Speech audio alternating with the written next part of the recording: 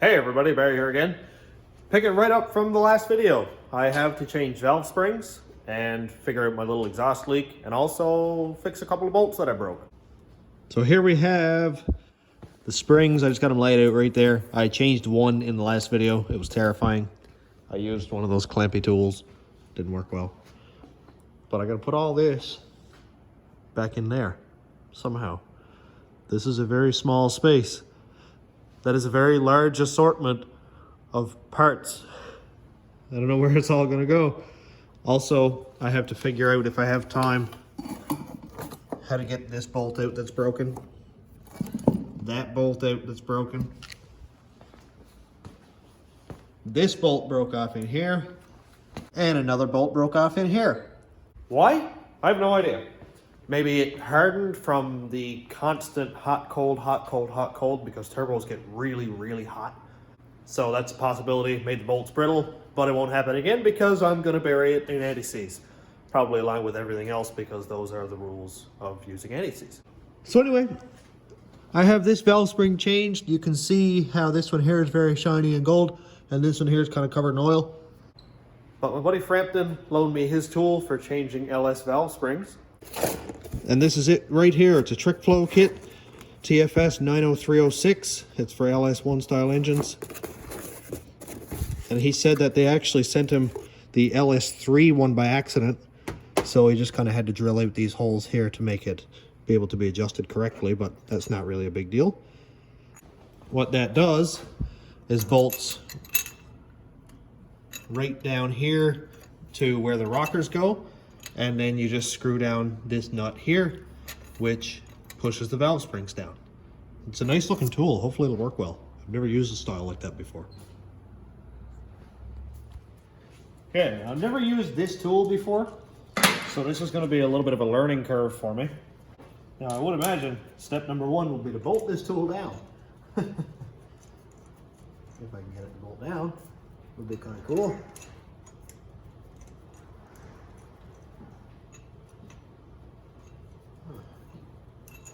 A funny one already, isn't it? Let's make sure all this is going to fit. I'm just going to pull this top plate off first, because it seems like it might be kind of hitting my valve springs maybe. I might have to hog it out a little bit more. Apparently Frampton's LS1 heads might be a little bit different than mine. So I'm gonna have to drill it out a little bit more right there. It's like a 1/2 inch thick, it's not gonna hurt anything. I don't want to scar it up. So you're saying this is for the LS3 heads, which have offset valves in them, I think. I know the LS7s do. I thought the LS3 did as well. So I've just got to kind of open up the hole in here a little further and over there.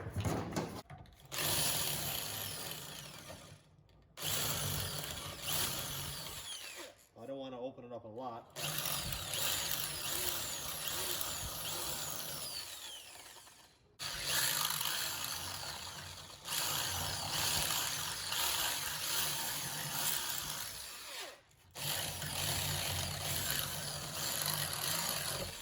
I don't have a proper burr tool, so I'm just using a drill bit here, but. And attempt number 2. Let's see if it's going to be nice to us or not. Let's see. Oh, seems better already. On this one anyway. Maybe not. Oh, it looks like it strikes where the valve cover goes on. Man, that's a funny one, isn't it?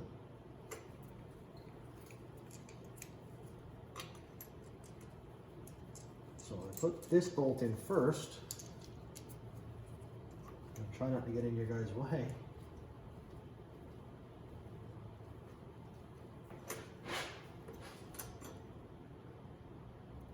It's got to be opened up a little tiny bit more by the looks of it. Right over in the corner. Attempt number 75. For anybody wondering, I did clean all the shavings and stuff out of that. Just want to make sure. Oh, we're getting much closer now. Is it going to work at all or not?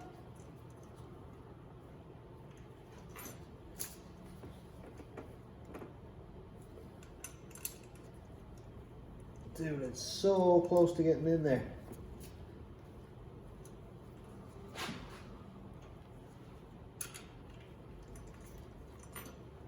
Still striking that one little spot. 6 months later. It's got to work this time. It has to. It's crazy to think how different my head is than Frampton's. There we go.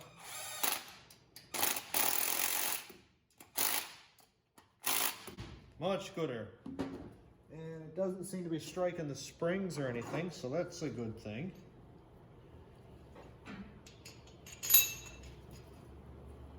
That's a long way down.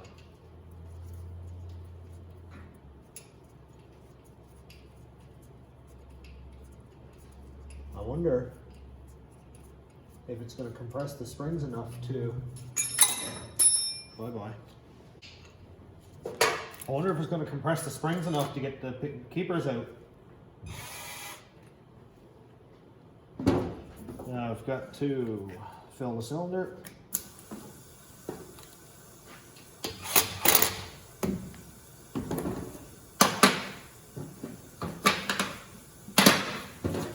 And now we tighten on this jam nut that's going to open the valves.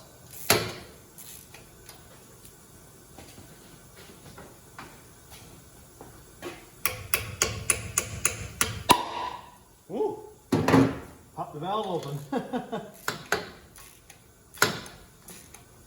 Here we go. What a great tool this is.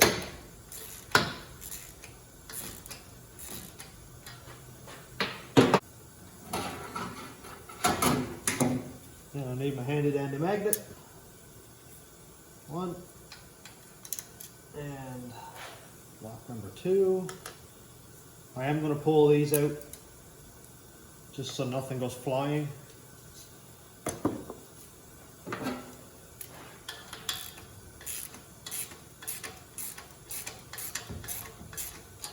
I suppose I probably should have left that one a bit looser, shouldn't I?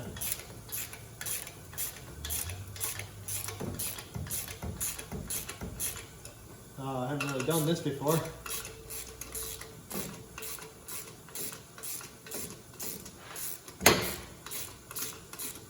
I'll know for the next one.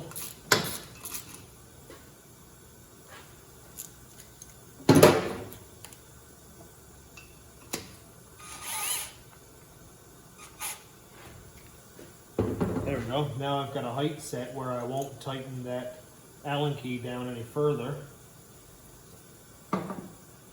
Good.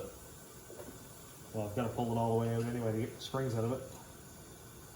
I think I do anyway.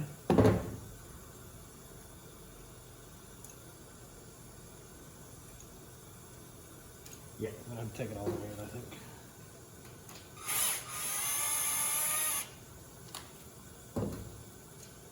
What a great tool this is.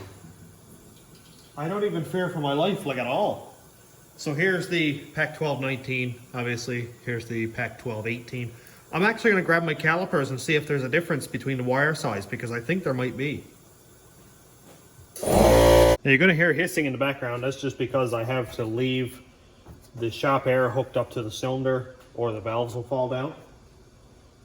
I do have the piston at top dead center, so in case the valves do fall, they'll only fall enough for me to grab a pair of pliers or something. I'll probably even be able to pull it up with my fingers. They won't drop very far, but I'm just going to leave it on anyway. Because everybody loves the sound when the air compressor cuts in 6 feet from your face. So, pac1219, pac1218.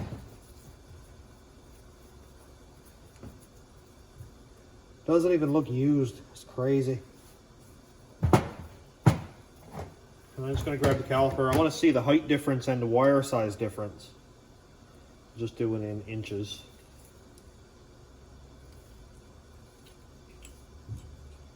So this is just free height. Might be a little bit difficult to get an accurate reading, but I'm going to do it from the flat to the flat. 2.288.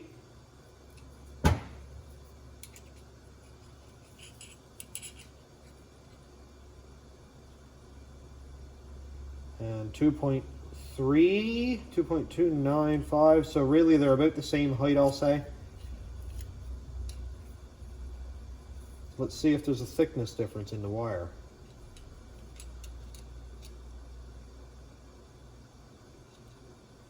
.169.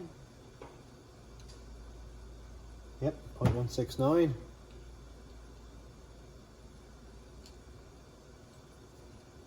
And also 0.169, 0.167. So I actually don't know what the difference is in these valves. They seem to have this, or these springs, sorry. They seem to have the same number of windings. We've got a flat 1, 2, 3, 4, 5, 6 to the top. And I'll put it in the same position. Flat 1, 2, 3, 4, 5, 6 to the top. What makes these springs different? The wire size is the same.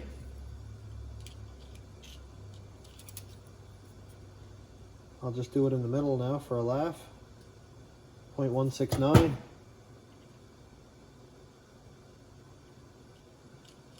I'll say 0.166. 0.167. I guess. Maybe that makes a difference.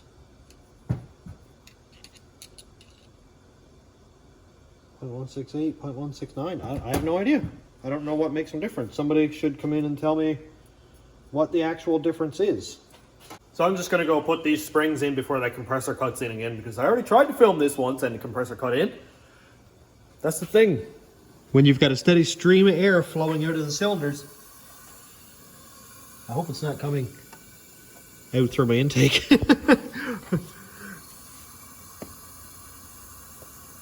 Okay, sound doesn't change. That's a good thing. We like that when the sound doesn't change. So I'm going to go put these in. I just posted a short video on Sloppy, and I'm probably going to get absolutely dragged for it. But I asked the question, what makes them different? Because they look the same. But anyway, at least I didn't put a picture of a rusted out Chev truck saying, is this sloppy enough? Because we've seen that before. So anyway, let's go put them in. So I've got my two new 1219s here. And yeah, I did make 100% sure that they were the 1219s. Because I'd imagine it wouldn't be very hard to mix these up, because they do look very similar. All right. Man, this tool is so cool. Now I'm not going to go rushing and forcing anything here. So I'm just going to put it down snug. I wouldn't want to strip the hole in Frampton's tool here, so I'm going to use the 14mm socket that goes on over the Allen head here and goes onto the nut. I'm just going to take my time with this, and if it does want to hammer, then, oh, there we go. I'll take the impact off and do it manually. Not a big deal.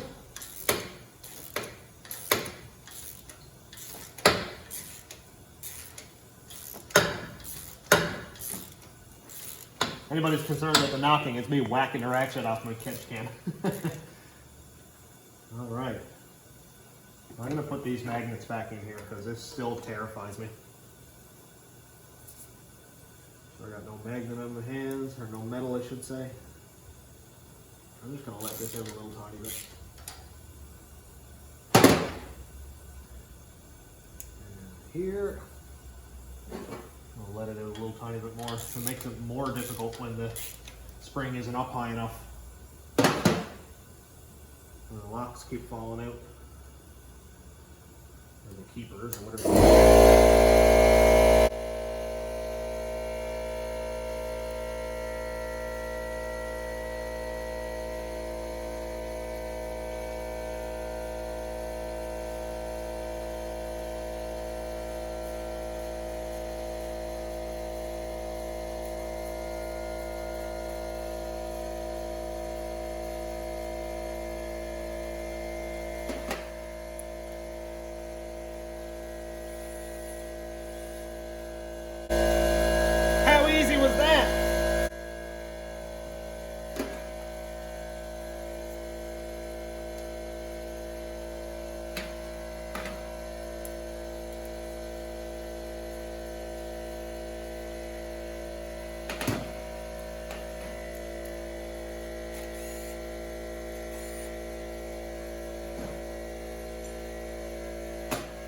And then after getting the 2 valve springs installed, just pop this shaft out. Whoa, that was like a bullet. You gotta be careful with that one.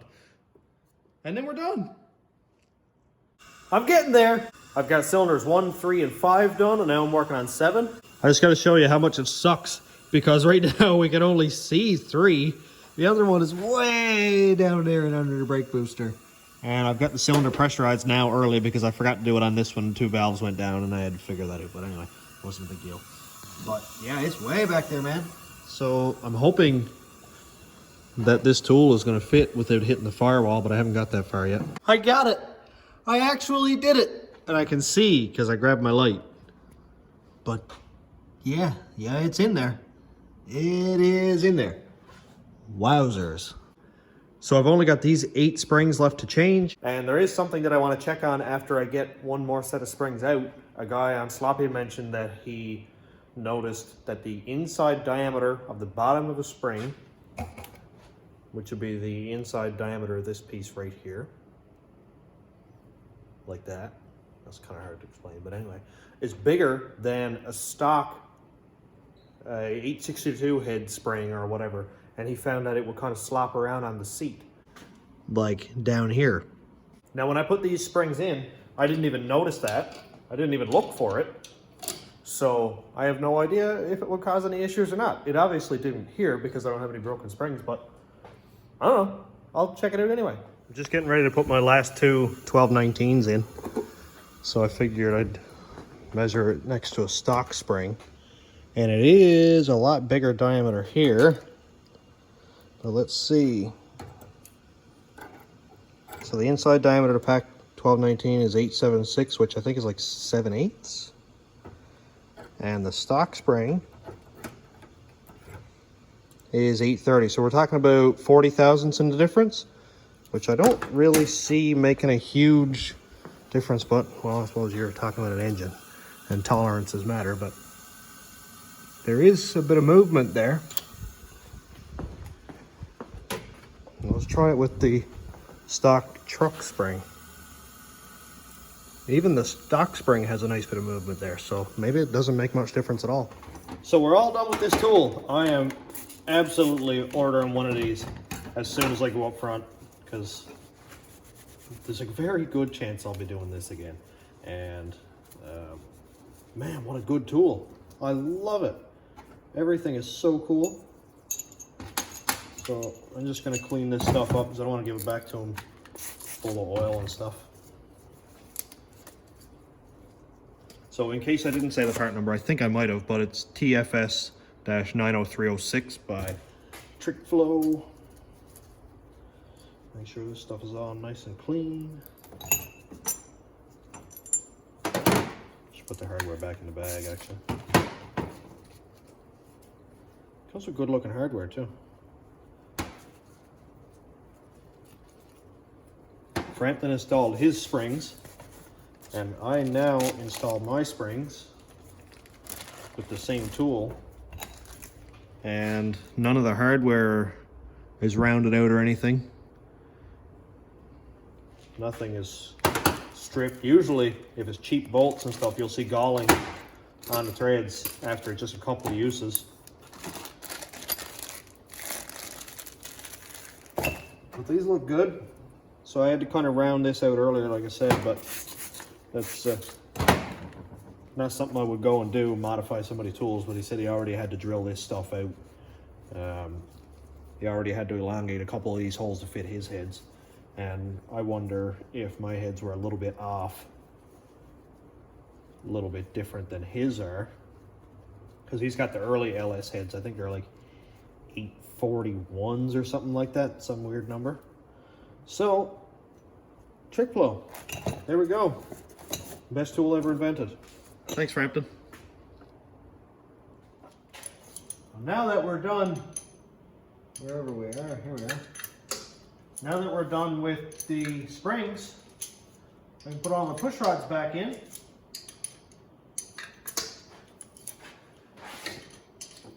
I would have loved being able to check the cam out while I'm in here, but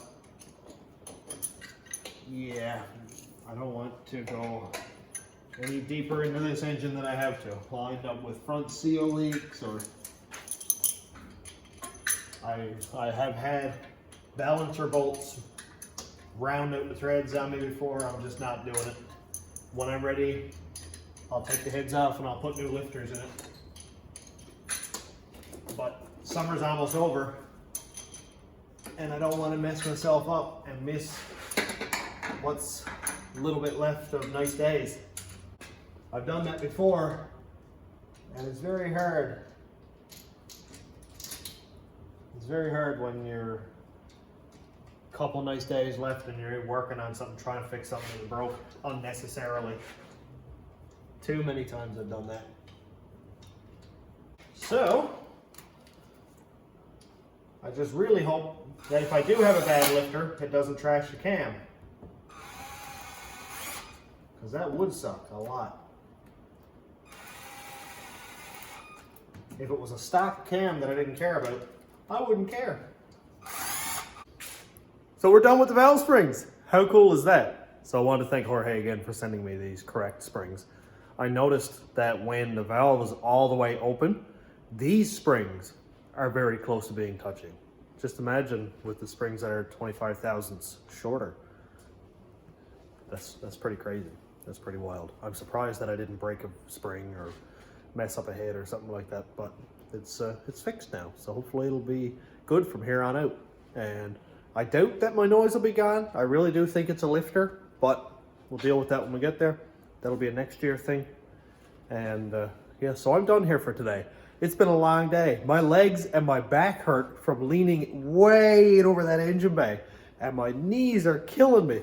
So apparently I'm just getting old. But that's a part of it, I guess. That's what it is. Every day you're getting older. So I'm all done here for today. Thanks for checking out the channel. Thanks to all new subscribers and my YouTube members and patrons. If you want to check out my Patreon, it's patreon.com/stationroadratrods. My YouTube members link is down here. And also check out my merch store. That's on. And also check out my merch shelf under this video, where you can buy hoodies and t-shirts and all that cool stuff. And that helps put gas in this thing, because it's very, very, very, very hard on gas. So thanks for watching. Have a great day, everybody.